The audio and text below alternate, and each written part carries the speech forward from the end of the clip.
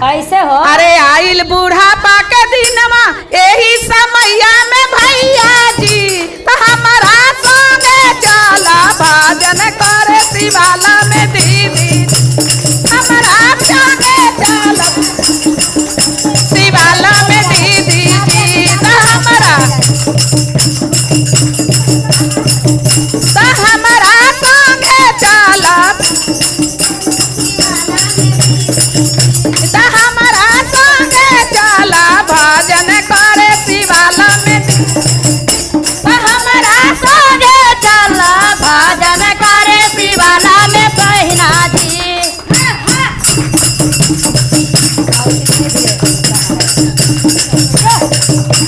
यही उम्र बा भजन करे के यही उम्र बा भजन करे के डरबा कौने बात के यही उम्र बा भजन करे के डरबा कौने अरे मिलल बा मौका शिवाला में चला भजन करे भगवान के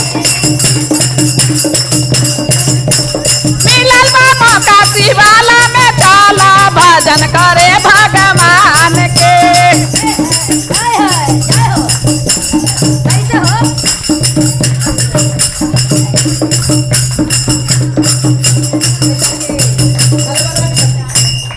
ताली बजा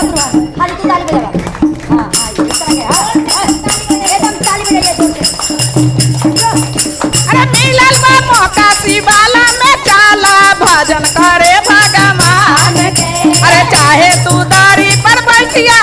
चाहे भैया में दीदी जी चाहे तू दारी पर चाहे भैया में दीदी जी तब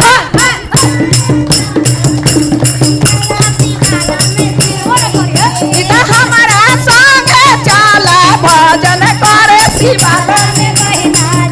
हमारा संगे हमारा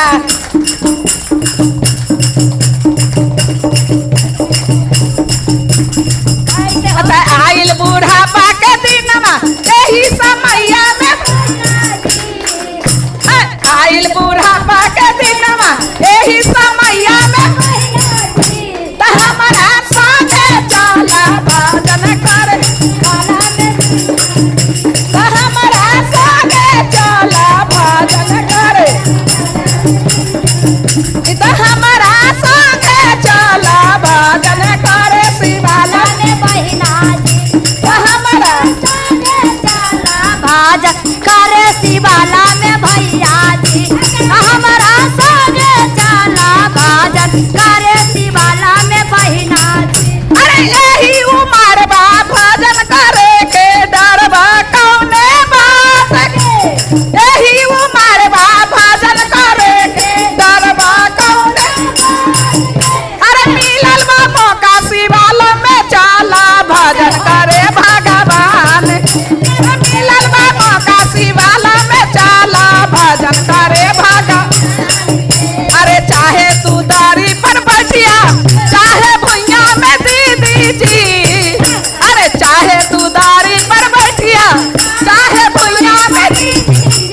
तो हमारा संगे चला भजन करे शिवाला में तो हमारा तो हमारा संगे चला भजन करे शिवाला में तो हमारा संगे चला भजन करे शिवाला प्रेम से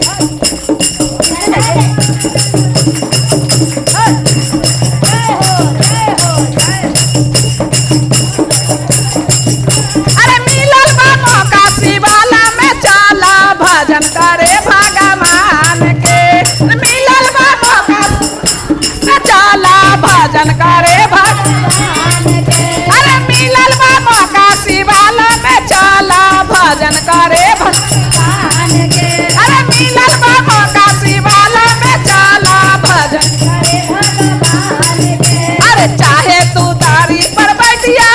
चाहे भुइया में दीदी जी, चाहे तू दारी पर बैठिया, चाहे भुइया में तो हमारा संगे चाला भजन करे शिवाला में, तो हमारा संगे चाला भजन करे शिवाला में दी,